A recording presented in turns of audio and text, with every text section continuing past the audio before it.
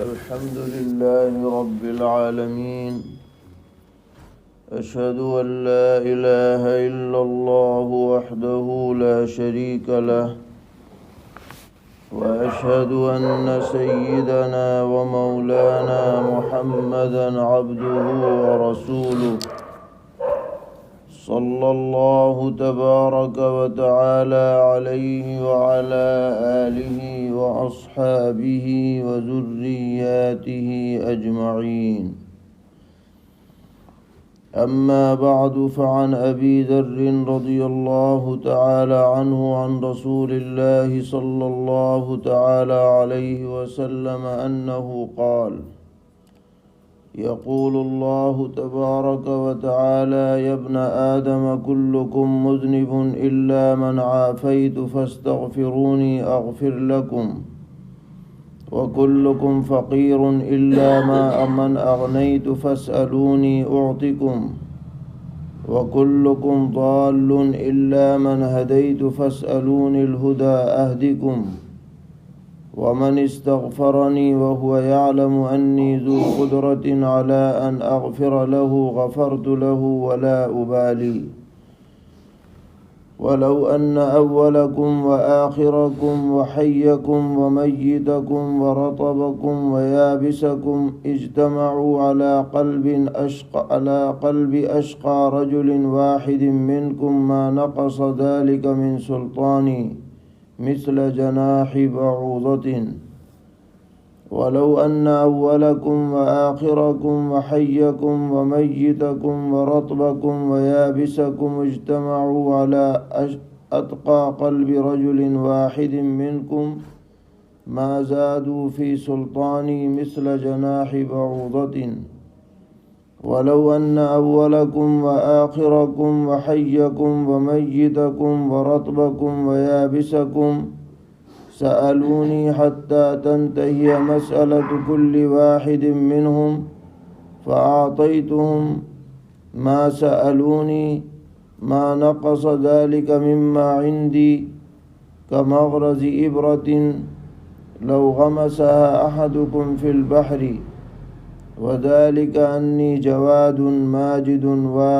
واحد عطائي كلام وعذابي كلام، إنما أمري لشيء إذا أردته أن أقول له كن فيكون، أو كما قال عليه الصلاة والسلام۔ یہ روایت سیدنا حضرت ابو ذر غفاری رضی اللہ تعالی عنہ سے مروی ہے اور بڑی ہی ایمان افروز حدیث ہے، اور حدیث بھی حدیث قدسی ہے۔ حدیث قدسی اسے کہا جاتا ہے جس میں نبی اکرم صلی اللہ تعالی علیہ وسلم اللہ تعالیٰ کی طرف سے باقاعدہ اس کا نام لے کر کے کوئی بات ارشاد فرماتے ہیں، اس کو حدیث قدسی کہتے ہیں۔ ویسے تو آپ کی ہر بات وحی کے درجے میں ہے،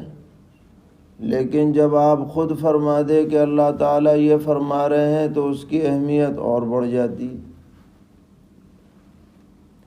تو فرماتے ہیں کہ اللہ تعالیٰ ارشاد فرما رہے ہیں کہ اے آدم کی اولاد، تم سب گنہگار ہو، مگر جسے میں عافیت عطا کروں، اس لیے مجھ سے مغفرت چاہتے رہو، میں تمہاری مغفرت کرتا رہوں گا۔ یعنی کوئی یوں نہ کہے کہ صاحب میں تو بڑا پارسا ہوں، بہت ہی متقی ہوں، پرہیزگار ہوں، مجھ سے تو کوئی گناہ ہی نہیں ہوتا۔ فرمایا ایسا کچھ نہیں ہے، گناہ سب سے ہوتا ہے۔ گناہ سے وہی بچے گا جسے میں بچاؤں گا، خود آدمی گناہ سے بچ نہیں سکتا، اس لیے استغفار کرتے رہو، عافیت اسی میں ہے۔ فرمایا تم سب فقیر ہو مگر میں جسے غنا عطا کروں، ورنہ تو تم سب محتاج ہو، اس لیے مجھ سے مانگا کرو، میں تمہیں عطا کروں گا۔ ظاہر ہے کہ ہر آدمی اللہ تعالیٰ کا محتاج ہے، کوئی بیوقوف احمقی ہوگا جو یوں کہے کہ مجھے اللہ کی ضرورت نہیں۔ قرآن میں اللہ تعالیٰ نے فرمایا یا ایھا الناس انتم الفقراء الی اللہ واللہ هو الغنی الحمید، اے لوگو تم سب اللہ کے محتاج ہو، اللہ ہی وہ ہے جو غنی ہے اور قابل تعریف ہے۔ فرمایا تم سب لوگ گمراہ ہو مگر میں جسے راہ دکھلاؤں،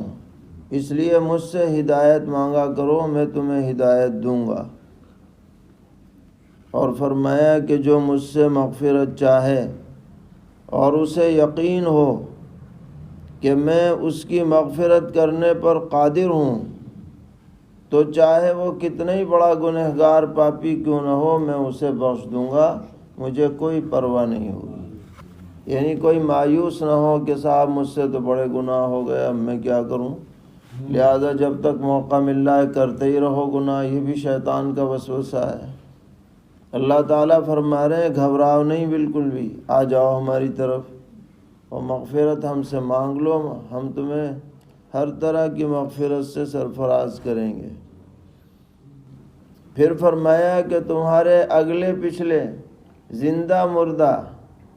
تر و تازہ یا خشک ہو چکے ہوں، پھر بھی اگر سب کے سب جمع ہو جائیں انتہائی بدترین بدبختی والے دل پر، یعنی سب پرلے درجے کے گنہگار بن جائیں، نافرمان بن جائیں، سرکش بن جائیں، تو میری حکومت میں ایک مچھر کے پر کے برابر بھی کمی نہیں آ سکتی۔ یعنی یوں مت سمجھنا کہ ہمیں تمہارے سجدوں کی ضرورت ہے تو تمہارے سجدوں پہ ہماری حکومت قائم ہے، ایسا کچھ نہیں ہے۔ اللہ کی حکومت اپنی جگہ پر ہمیشہ سے ہے، ہمیشہ رہے گی، کسی کے سجدہ کرنے نہ کرنے سے کچھ فرق نہیں پڑتا۔ اور فرمایا تمہارے اول آخر زندہ مردہ تر خشک سب اگر اعلیٰ درجے کے متقی پرہیزگار دل پر جمع ہو جائیں، یعنی سب عبادت گزار اطاعت شعار بن جائیں، تو میری حکومت میں مچھر کے پر کے برابر اضافہ بھی نہیں ہو سکتا۔ اور فرمایا کہ تمہارے اگلے پچھلے زندہ مردہ تر خشک اگر مجھ سے مانگیں، یہاں تک کہ ان کے سوال کا سلسلہ ختم ہو جائے، سب کچھ مانگ لیں، کچھ بھی باقی نہ رہے، اور میں سب کو عطا کر دوں جو انہوں نے مانگا ہے، تو میرے خزانے میں سوئی کے ناکے کے برابر بھی کمی نہیں آئے گی، جسے سمندر میں ڈال کر نکال لیا جائے اس ذرے کے برابر بھی کمی نہیں آئے گی، سب کو دے دینے کے باوجود بھی۔ فرمایا وجہ یہ ہے کہ میں بہت بخشنے والا ہوں، بڑی بزرگی والا ہوں، اور تنہا ہوں، کسی سے مشورہ نہیں کرنا کہ اسے دینا کہ نہیں دینا، یا یہ خطرہ کہ بھئی دے دیا تو میرا خزانہ تو جلدی ختم ہو جائے گا، ایسا کچھ نہیں ہے۔ وہاں تو ان لمٹ معاملہ ہے، پورا پاورفل اختیار ہے، کسی سے نہ پوچھنا نہ مشورہ۔ فرمایا کسی کو عطا کرنا اس کا تعلق میرے کلام سے ہے کہ بس دے دو تو بس دے دیا، اور کسی کو عذاب دینا اس کا تعلق بھی میرے کلام سے ہے، اس کو یہ عذاب دو بس عذاب ہو جائے گا۔ اسباب میرے تابع ہیں، میں اسباب کے تابع نہیں ہوں۔ فرمایا میرا معاملہ تو یہ ہے کہ جب میں کسی کام کا ارادہ کرتا ہوں تو میں کہتا ہوں کہ ہو جا، بس وہ ہو جاتا ہے۔ علماء لکھتے ہیں کہ یہ ہو جا بھی ایک تعبیر ہے، اتنی بھی دیر نہیں لگتی جتنا ہو جا کہنے میں لگ رہی ہے، اتنی بھی دیر نہیں لگتی۔ یہ حدیث مسلم شریف میں اور ترمذی وغیرہ میں موجود ہے، صحیح روایت ہے، کوئی بنی بنائی کسی کی اپنی طرف سے کہی بھی نہیں ہے، سند کے اعتبار سے بھی بہت مضبوط ہے، اور جو عقیدہ اس میں بیان کیا گیا وہ ہر مسلمان کا عقیدہ رہنا چاہیے کہ دینے والی ذات، لینے والی ذات، بخشنے والی ذات صرف اور صرف اللہ تبارک و تعالیٰ کی ہے، اس میں کسی بھی بندے کا دور دور تک کوئی دخل عمل کچھ نہیں ہے۔ اللہ تعالی ہم سب کو کامل ایمان و یقین عطا فرمائے۔ وآخر دعوانا الحمد للہ رب العالمین۔